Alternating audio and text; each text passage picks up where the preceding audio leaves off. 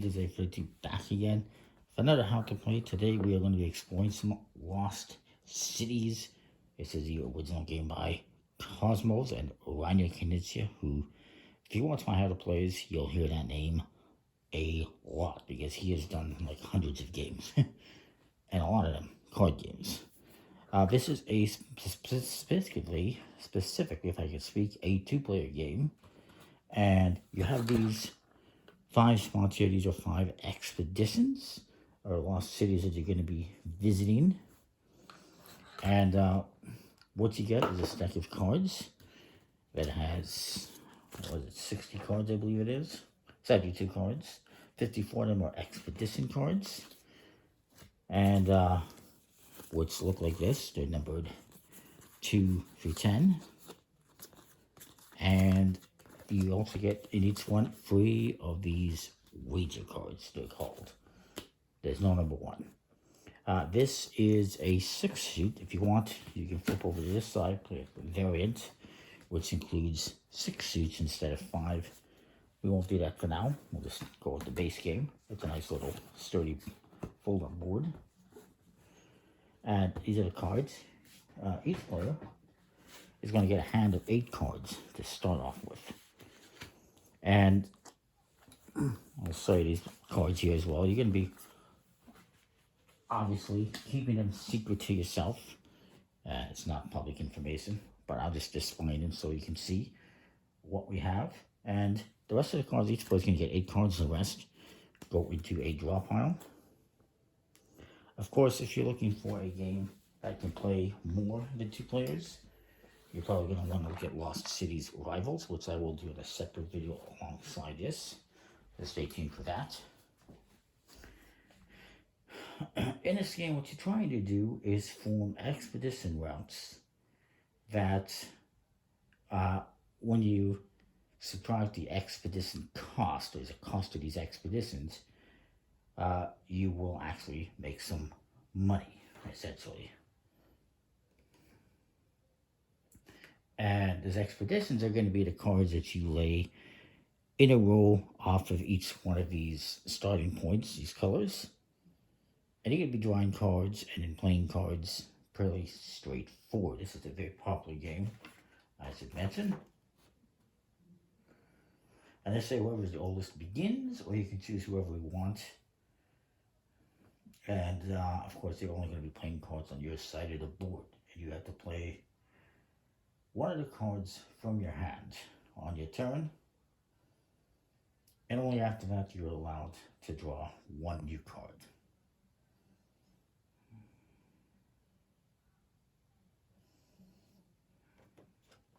And so you can play a card to start an expedition.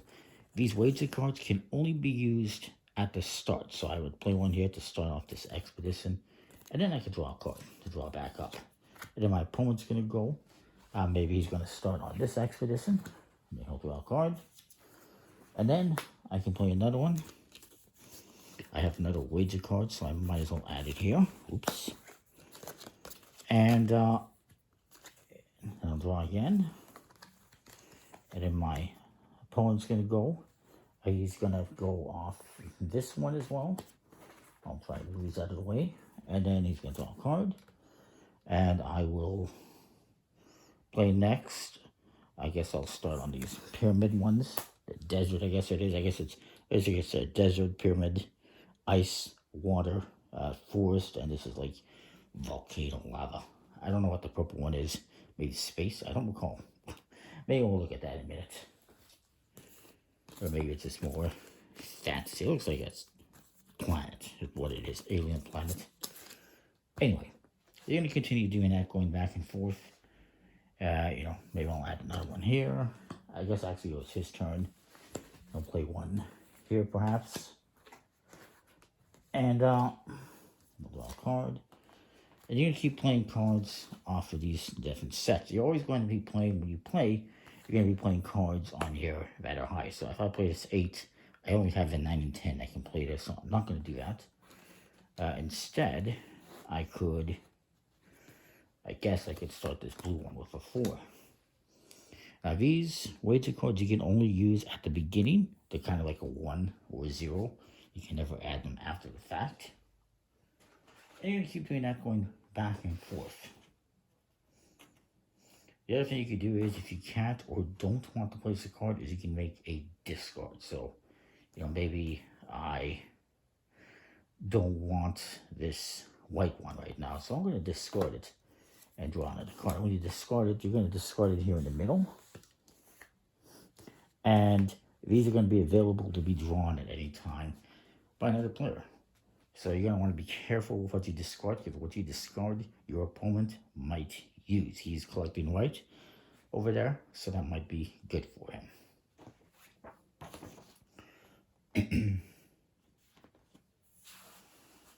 And if you don't want to or cannot place a card on your expedition, you would do that and draw another card. Now, when you're drawing cards, you can always take the top card from the draw pile, or you can take the top one from any of these discard piles.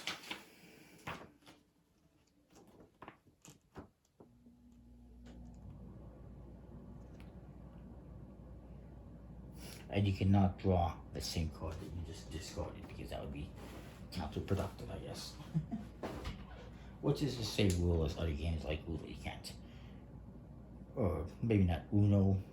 I'm thinking of games like Phase 10 or whatever, where you can't discard a card and then draw it back up. There's many games that are like that. Anyway, as soon as this last card gets taken, the game will come to an end. You'll get one more opportunity to play cards and whatnot. Don't say that one goes there. And then you're going to do scoring. If you don't place cards on a specific color, let's say I don't play any red cards, it's not going to cost me anything, so I don't lose any points there. But if I play cards on expedition, there is going to be a cost to that expedition.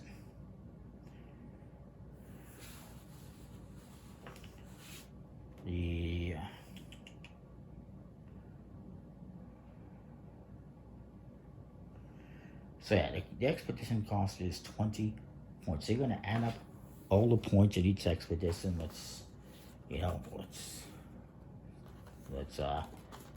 add some cards here so we can do this and get some more green cards. Let's say I played that and that. And again, you got to go in numerical order like that. Not specifically, you can skip cards, but you have to go from lowest to highest, and then eventually, once you get down to like having a 10 in this row, you can't add any more cards. That one is done. So if I had this card in my hand, I would have to discard it, which my opponent's probably going to grab and use right away. But let's just say we ended like this, for example. I have all these cards. It's going to cost me 20 bucks. I'm going to add up, or 20 points, not bucks. I'm going to add up all these points that I have here. I got 18.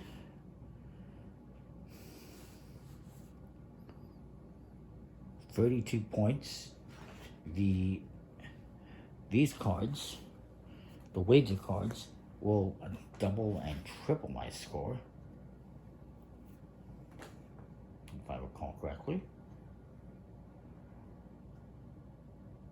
Yeah, so if you have one wager card, I have one of these, like he has one here, he's going to be able to double that score, if there's any cards on it, of course, by 2. If there's 2 wager cards like I have here, it's going to be tripled. And if there's 3 cards, if you have all 3 of these wager cards, if I had this one in there, I would multiply it by 4. In this case, I'm tripling whatever this total is. It was 18. What does it say? It was like 30. With a triple that, I get 90. Then it's going to cost me 20 points to go on this expedition. Keep wanting to say bucks. So I'm going to subtract 20 from that. And I'm going to do that up and down the line. This is where it gets a little bit sketchy. And the wager points, those are the wages.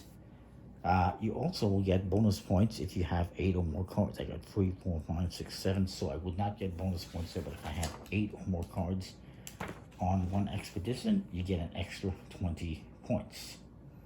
But that bonus is not multiplied by the wages. And you're going to write down all the points on a piece of paper. Now, if I had this expedition like this here with 2 cards, remember, it's going to cost me 20 points just to go, or 20 points just to go on this expedition. I only have 10 points, so now I'm losing 10 points. So you got to be careful when you're doing this and you're going to go on expeditions that you don't start, all these little random ones, because you're not going to get any points. This one's going to lose me 20 points because I only have 2 wager cards and they don't count as anything by themselves. This one is going to cost me points as well. This one doesn't cost me anything because I have no cards. So that is that. You're going to play, a couple of rounds, however you want. Basically, this is the end of the game. And you're going to score that whoever has the most points wins. But, of course, you can play more games. And, of course, you can always do the variant on the other side, which is a longer game with the 6th suit. Pretty cool artwork there. And that is that. That is Lost Cities. Here's an example of the scoring. How many cards they have, they would lose points. Also, if you have just a wager card here, like I have, like this guy has over here, in this case, I'd even be worse because I have 2 wager cards. You're going to multiply that score. This is 0, it's going to be the minus 20 times 2, so it's going to be minus 40. So it's even worse. But whoever has the most points at the end of the game, as an example here, wins the game.